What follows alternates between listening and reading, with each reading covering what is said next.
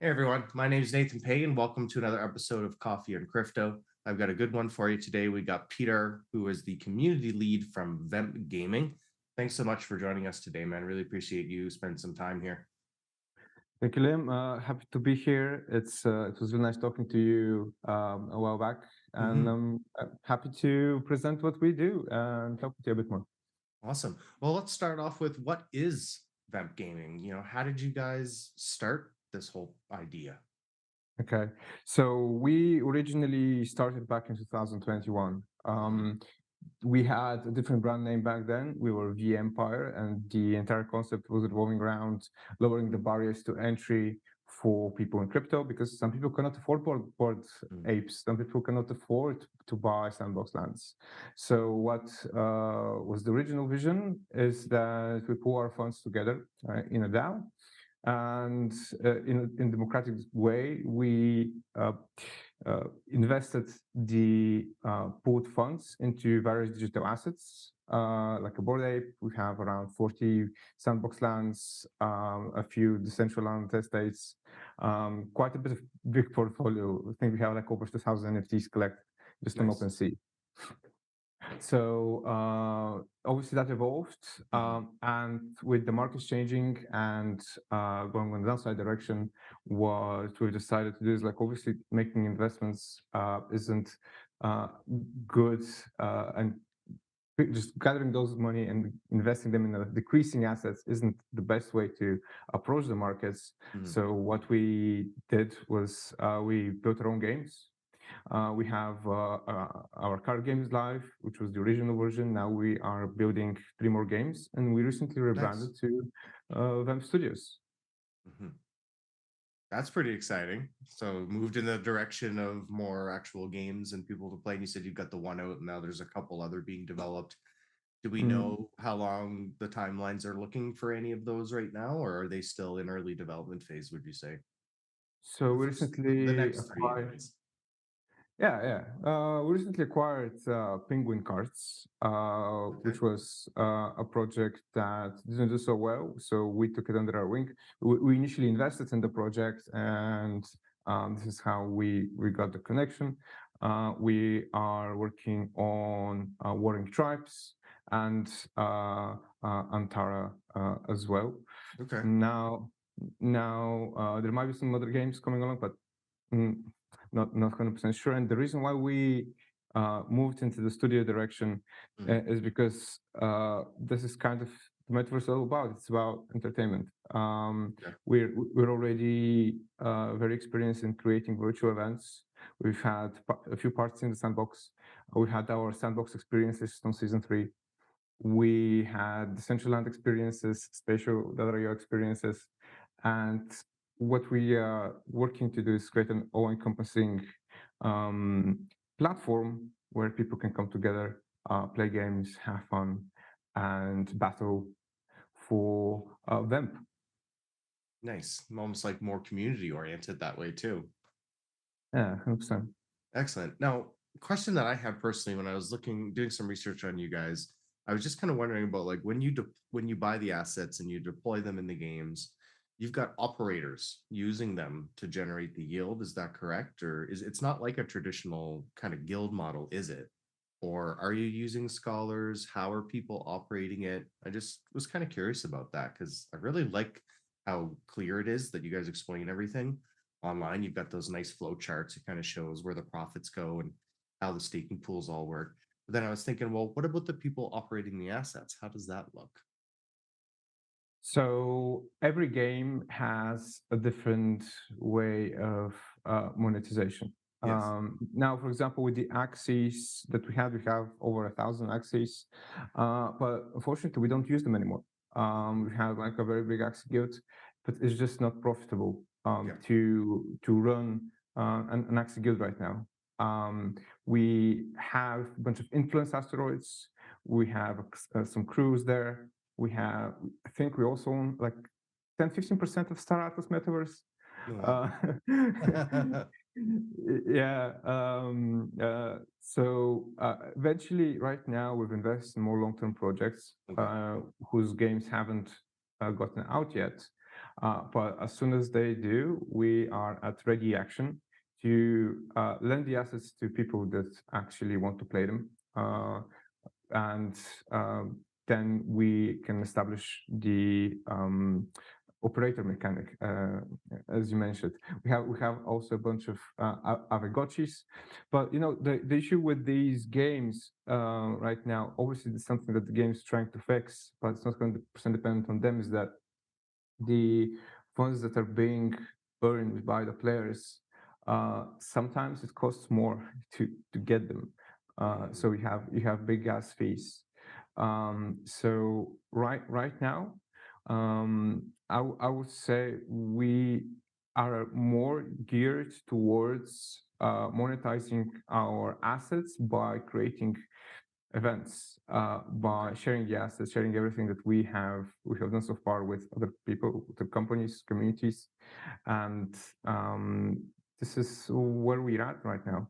Eventually, we'll start monetizing our game assets once the games that are released.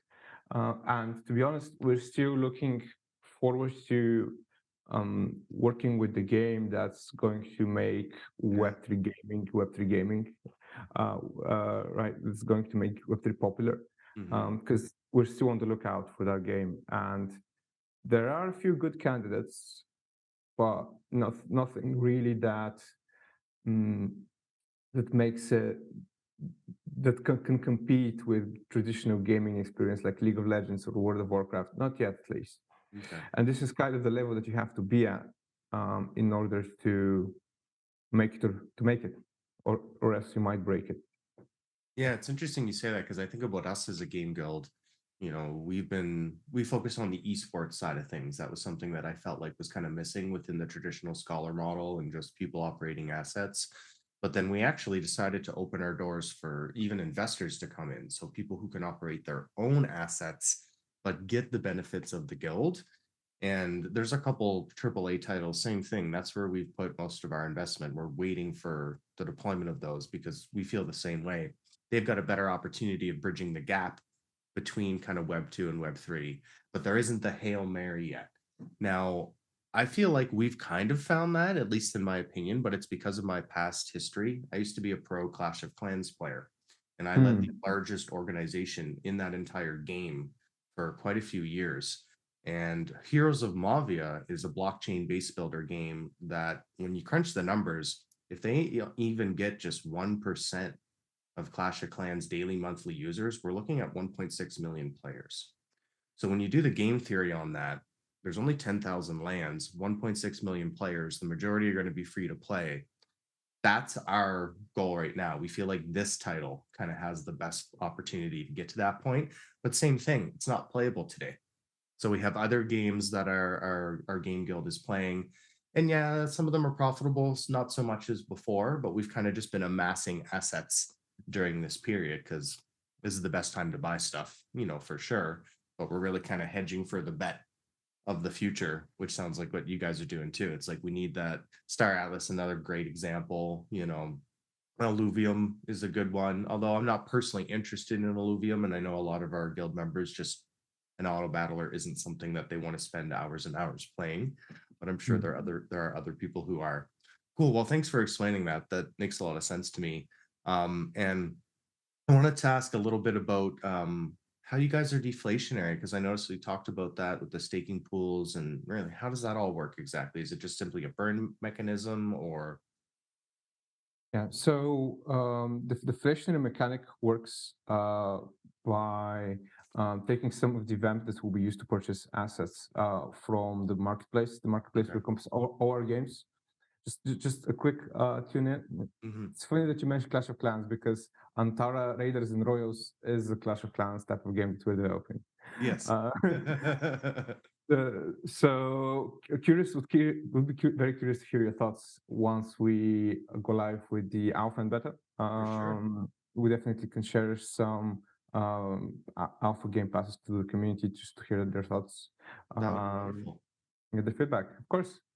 Now to get back on the VEM deflationary mechanism, right. So a portion of the fees that are collected by playing the games Hmm. So usually we do bets. So Okay. once, let's say we have PGK, which is a car racing game, they will bet who would win, and a portion of the pool would get burned. Another Okay. portion would go to people who are staking VEMP in our staking platform. Okay. So in this way, we are deflationary. We're reducing the supply by lowering the amount of money circulation when VEMP is being traded in the marketplace and in the games, as well as also providing VEMP to people who are long-term holders. Okay. So now when you say bet, that's almost like a wager match, almost you could say, right? And is there potentially a limit on how much people can bet, or is that really up to the individual? With our previous game, wasn't really limited. It's just amount of finding people who can take up your bet. Makes sense. I think that's Yeah. really smart. That's something we're particularly excited about in the esports arena for Web3, because, irregardless of what the market's doing, if wager matches exist, what's stopping someone from anteing up 10,000 worth, 1,000 worth? It really doesn't matter what the market prices are. So I think that's going to have a unique opportunity for esports and professional players who are still looking to earn some income. And I almost relate it to poker. If you've got a 55% win rate, well, over enough time, you'll be profitable. So while we're working with blockchain, you should be able to know what your previous matches and results are. And then it's simply a matter of using the best players to take advantage of that. And we've seen more and more games start to add in this wager match and sport betting type thing, and that gets me super excited. I think that's going to absolutely explode on Twitch when people can Hmm. watch streamed events where people are betting hundreds, thousands of dollars for the outcome. I mean, I've been Hopefully. wanting that for years with Web 2, but it's been literally not allowed to be on the platform just because of the nature of Web 2. But crypto perfectly facilitates that. So I'm really excited to hear that from you guys, because I think this is something that the industry could benefit from hugely. And like I said, it also gives another revenue stream for professional players who Yeah. maybe, depending on the market, their game isn't performing so well. So they're not making as much profit as they used to. Well, you can still do the wager matches, right? Exactly. It's kind of put your money where your mouth is type of Yeah. system. And in gaming, people have big mouths. That's true. They really do. So it gives them the opportunity to kind of see what happens. And I know that's something that we're going to be focused on really heavily with a bunch of games coming out, is the wager match kind of opportunity and training players up to be able to, do that successfully, I guess you could say. Now, I know we talked a little bit about moving to the studio direction, but I'd really like to ask you in regards to the first game that you guys launched, and what really ultimately did make you guys make that jump? Was it simply because of you guys had already kind of invested in all these different games and you were just looking for that next step? Was it because of markets and kind of adjusting or pivoting? What was kind of that main overarching reason, would you say, that did get you guys to switch to the studio mode? So we launched our first game, which is the beginning, in I think a few months after the initial launch, which Okay. is a So pretty quick. browser-based card game, and we really just are big gamers. That's kind of what the essence is all about. What the metaverse is all about. Hmm. It's about ownership and entertainment. So we really do believe that we have all of through our VC connections, through our experience in the metaverse, just have an idea how to build a good overall ecosystem. Okay. And this is why we decided that first we would release another game. Then it so happened that PGK came under us, then Atara, and it just kind of naturally set in. Okay. Awesome. Well, it was meant to be then, if it was just kind of this natural progression to it.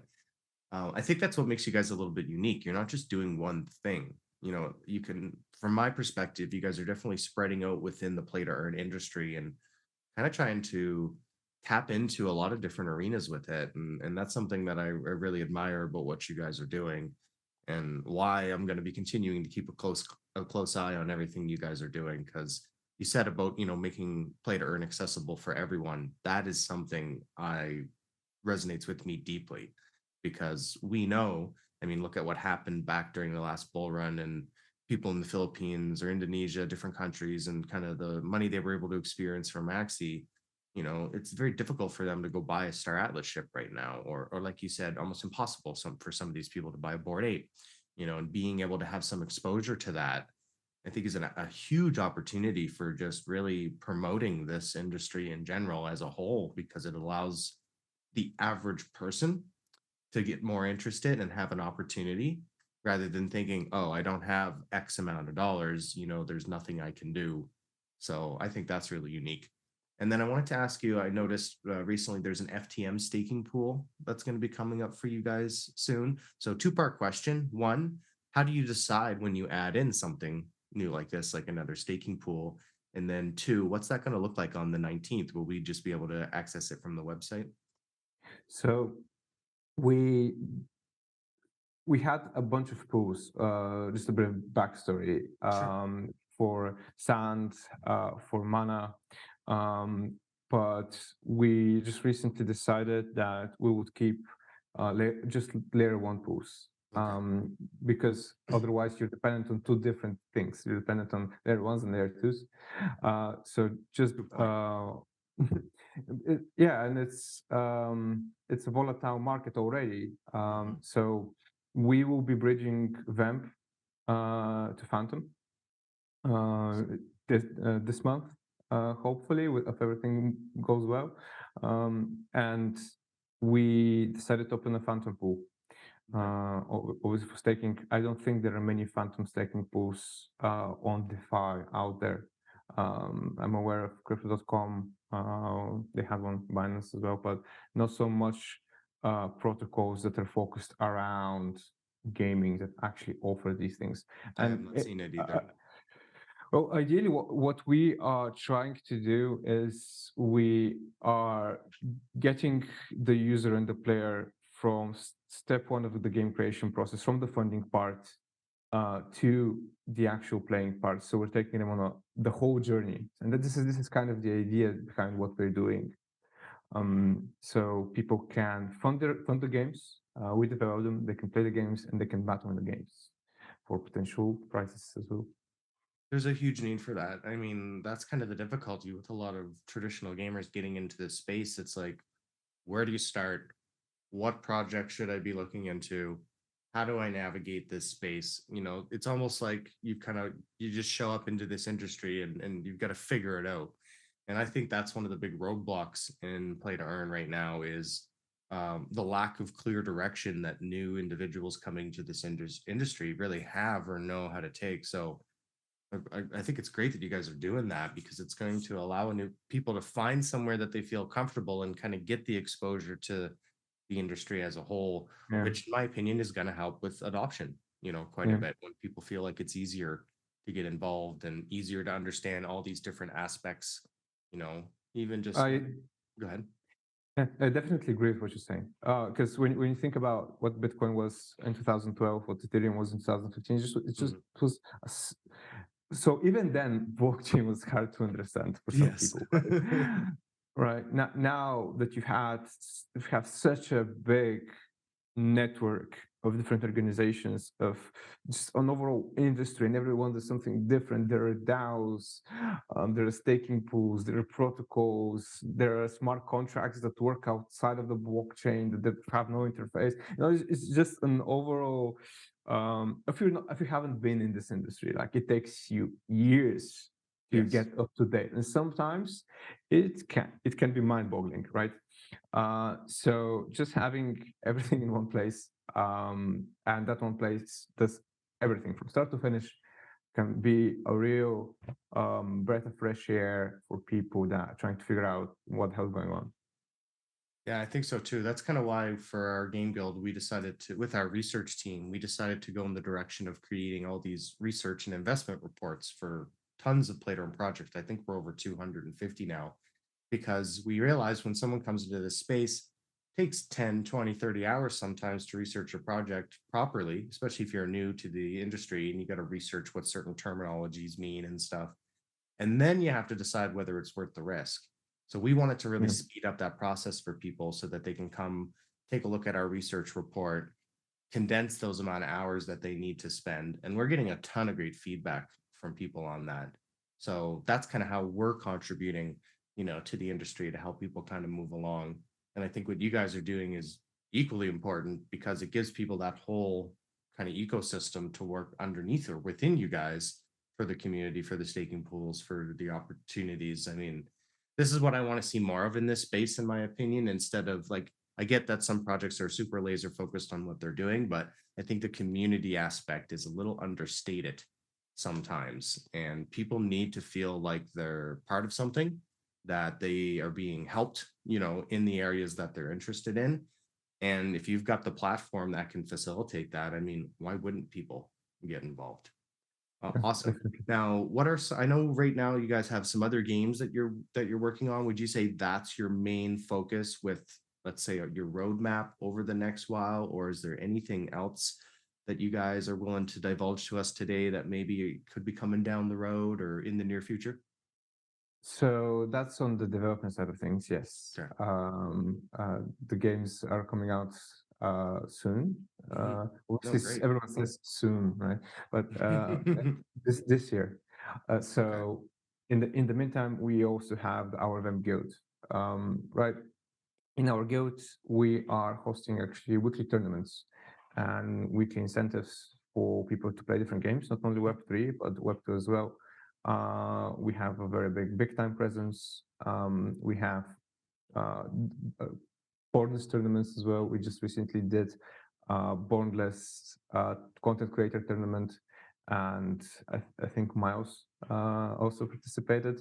Yes. Uh, he somehow got in, and he performed really well. And we are just mainly focused on creating these virtual events and tournaments and just experiences, because from what I have found out during my time in crypto is virtual connection obviously isn't as strong as interpersonal connection. And this is kind of the biggest problem with the metaverse, right? You need to compete with reality.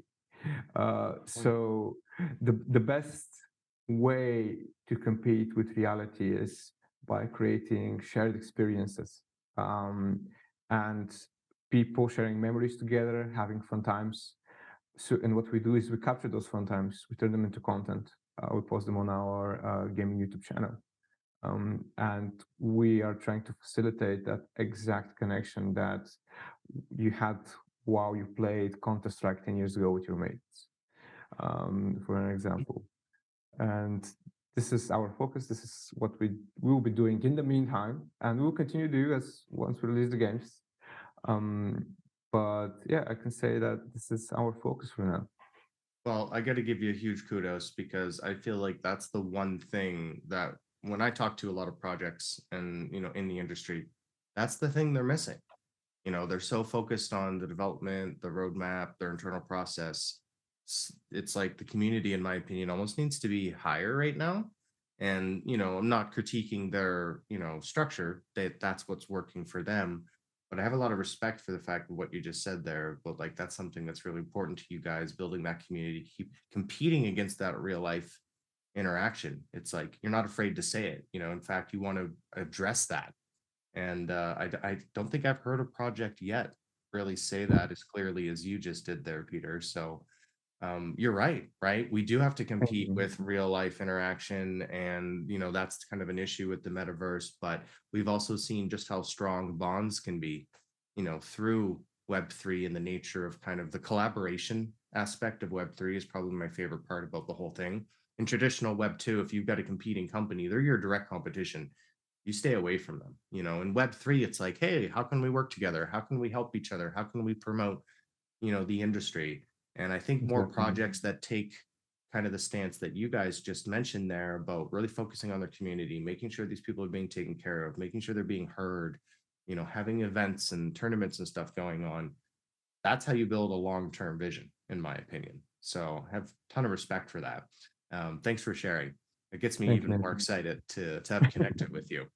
Now, I know we talked about the FTM staking pool coming up on the 19th. You've got the games that are coming out this year. I definitely highly recommend everyone check out VEMP Gaming. If you haven't yet, I'll make sure to have all your details down below, your Twitter, your Discord, the website. Definitely take a look, guys. This is a fantastic project, in my opinion. And you can tell, with what we've been talking about here today with Peter, these guys understand the industry well. And there's not a lot of projects that do, in my opinion, yet. A lot of projects are newer to this industry. They're kind of figuring things out. A lot of different studios. I found game guilds and just organizations in general, like your guys, is kind of a step ahead because we get to see so many different projects. What's kind of the next thing on the horizon? Like, is it just one of the new games? Maybe some more layer one staking pools? What can you divulge with us here? It's coming up quickest, would you say? Mm, you're making me share some alpha. Maybe a All little. right. Right. So what you just mentioned and what we talked about is our main focus. Mhm. Recently, however, we've been focusing our attention on the sandbox Okay. because sandbox, out of every other metaverse, uh, has a very unique style, the voxel art style, Yep. and very big community there. And we kind of own 40 lands there. Okay. So we would definitely be looking to enable creators to Okay. work on these lands. And I think I'll leave it at that. Okay. That sounds really exciting. And I feel like I could ask 10 more questions about that, but maybe we'll leave that for a follow-up video down the road. Well, Peter, thanks so much for joining us today. It's been a real pleasure. Thanks for answering these questions. I'm super excited about what you guys are doing, and I think you're ahead of the pack, in my opinion, compared to a lot of the other projects in the industry. So for anyone watching this in our community, like I said, definitely check these guys out. They're doing a lot of things right. And I really appreciate you spending some time here today. Was there anything you want to leave our guests with before we maybe sign off here? Any closing thoughts? Well, just join our Discord and have some fun times with our community team. Have some fun times with our community members. This is what we're all about. If you join our Discord almost any time in the day, I would say. Maybe it depends on which part of the world you're at, but there are people in the voice chat playing games and connecting with each other. So this is what we're going for. And if this is something that you're looking for, we would be happy to have our digital island as a refuge occasionally for whoever's listening. And as well, Nathan, thank you so much for inviting me in this call. It's a pleasure speaking to you. And I'm looking forward to doing some stuff with Blue Ocean as well. Yes. I've read the Blue Ocean strategy. I know what you're thinking. You've got it. So I agree. The ocean is absolutely blue, and there's so many potential opportunities here. Everyone is just figuring it out. Everyone is just That's going right. with their guts, trying to figure out what the hell is this digital thing? How do we make it work? And we're all about collaboration and supporting each other. There is no uh, monopoly here. Yeah. It's about people working with people, doing stuff for people. It's kind of Well said. Well said. I think you're absolutely right there. Well, yeah, make sure we do a follow-up call in a couple months here. I'd love to get you on the show again. And thanks so much for spending some time here with me today. And of course, everyone, be sure to subscribe to the channel if you aren't already. It really helps us out. And stay tuned for our next week Coffee and Crypto, which will be coming out on the following Saturday. Okay, take care, everyone. Cheers. Thank you, Nathan. Thanks, Peter.